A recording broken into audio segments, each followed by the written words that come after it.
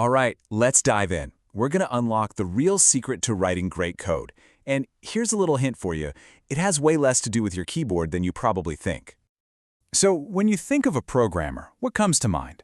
Is it someone hunched over a glowing screen, just furiously typing away, lines of code flying by? Yeah, that's the classic image, right? But is that what programming is really all about? Because what if I told you all that typing, that's actually the second step. The real work, the most critical part of the whole process, happens up here, in your head, long before you even think about touching the keyboard. Okay, so to really get why that is, you have to stop thinking about programming as just one thing. It's not. It's actually a process with two very, very distinct phases. So here's how it breaks down. You've got phase one, the problem-solving phase. This is all about thinking. It's where you analyze the problem, you make a plan, and you create a clear, ordered sequence of steps to solve it. And that plan, it's got a special name, an algorithm. Only after that whole plan is figured out do you move on to phase two, the implementation phase. That's what most of us just call coding.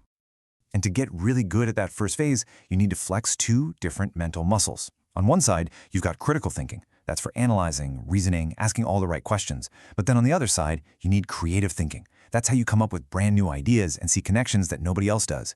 It's this amazing mix of pure logic and wild imagination that really leads to the best solutions. So what's the end result of all that thinking? It's a plan. A really clear, logical, step-by-step plan. And let me tell you, in programming, that plan, it's absolutely everything.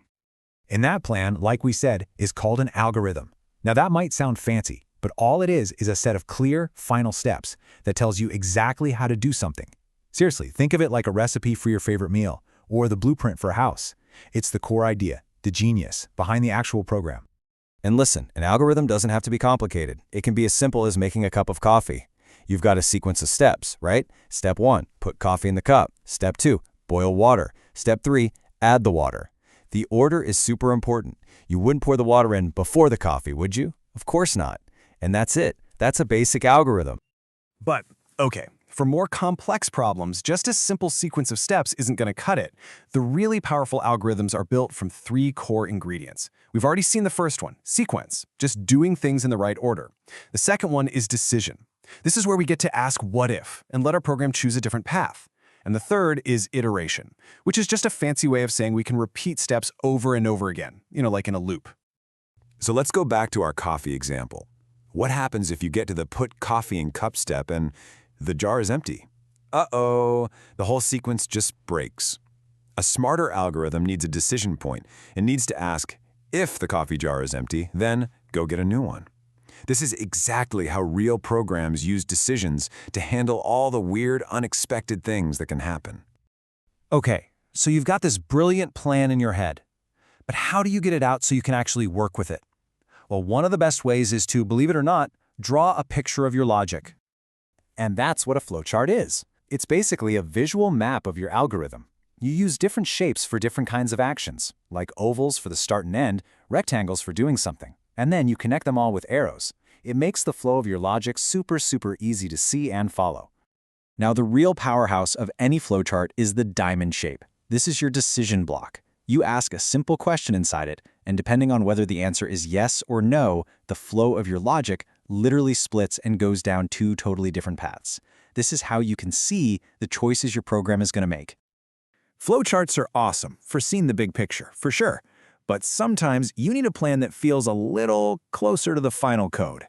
And that brings us to the perfect bridge between your brilliant idea and the actual program you're about to write. That bridge is something called pseudocode. Now, it's not a real programming language. You can't actually run it on a computer. The best way to think of it is like a structured to-do list for your program.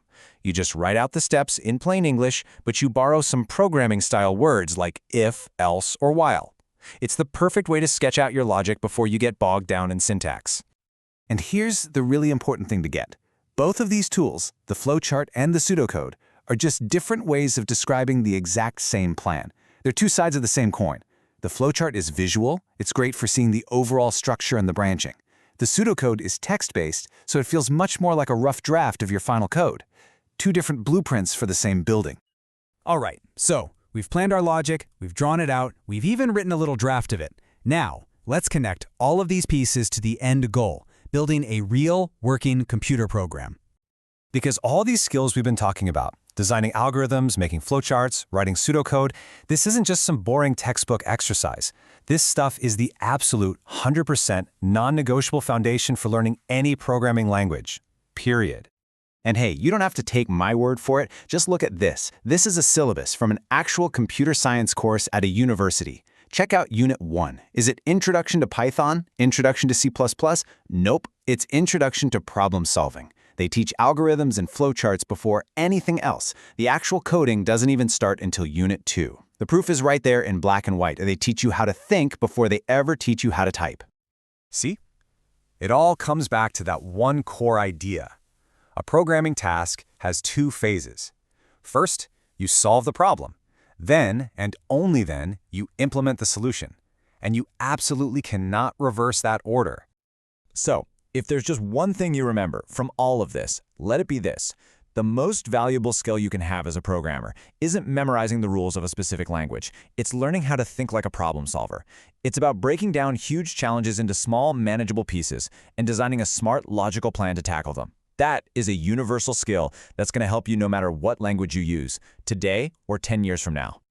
And that, my friends, is the real secret to writing great code.